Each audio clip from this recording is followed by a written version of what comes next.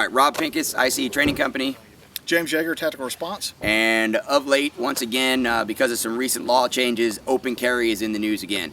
If you watch my website, you watch my Facebook, you watch my YouTube channel, you watch my contributions in general media, you probably know how I feel about open carry. Not a big fan of it. I don't think it gives you an advantage in mostly urban environments. Obviously, if you're one to run out in the woods, you're riding on a horse or something, you're carrying open, completely different. In an urban environment, in a setting where there's other people around, constantly moving around, I don't think it gives you any advantages. I think it gives you potential disadvantages, and I am vehemently against, see, I can't even talk, I'm so passionate about it. I'm vehemently against the ass clownery of people carrying openly to make a political statement. We saw what that got us in California. It got us the only state level major restriction of firearms that I can think of in the last 15 to 20 years was the actions in California to ban open carry of an unloaded gun, and I think that was a specifically trackable result of guys running around with open carry unloaded guns and video cameras challenging police officers about their constitutional rights and everything else.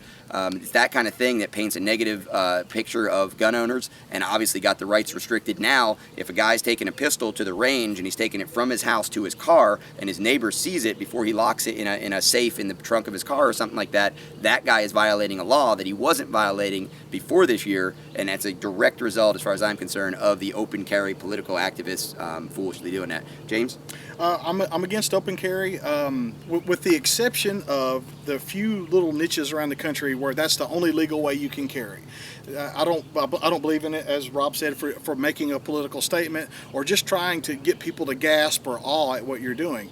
Most of the guys that I see doing this are just they're not trained. They've never taken a class. They have no sense of community, in my opinion, with what's really going on in the world. And while I want people to legally carry their guns, open carry, in my opinion, creates far more problems than it does benefits. And I believe it sets our community back a few steps. Yeah, without a doubt. So, if you're going to do it, and really with the laws that recently changed in Wisconsin, and now one of the reasons it's in the news this week is Oklahoma just made legal open carry, but for concealed carry permit holders that are worried about flashing their gun, this is huge, because now if you bend over the wrong way and your gun's exposed, you're not committing a crime. And that's really the best use of this. I don't think the government should restrict your right to carry openly, but I don't think the government should restrict your right to go spend, $100,000 on lottery tickets tomorrow. But both of them are kind of foolish, if you ask me.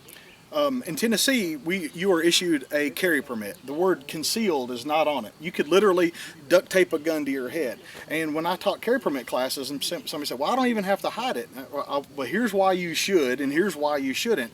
And the list of why you should is far longer, far more reaching than the list of why you should have it open. And again, I'm going back to, if it's the only legal way you can carry, I guess we just have to deal with that. But if you're doing it to make a political statement or to show off or anything like that, be grandiose, I'm just I can't back it up. Yeah, and then the last one is somebody's gonna say, well, it's faster to draw from an unconcealed gun than it is from a concealed gun.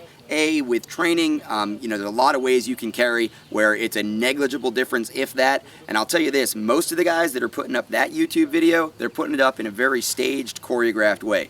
And I won't deny, when you're standing there in your Wyatt Earp pose waiting for the buzzer to go off, it's probably going to be faster open than it is concealed. But when you're dealing with the startle response of, oh my gosh, I'm in a fight, it's probably a negligible difference for 99% of the population. Open carry, thumbs down here. Definitely like to see people getting training, regardless of what they're going to do. People that have to open carry, law enforcement, private security, things like that, get the training you need for retention, carry the right kind of gear for retention. Otherwise, for personal defense or the defense of others, concealed carry, I think, is the way to go. Thanks for joining me, James. 100%.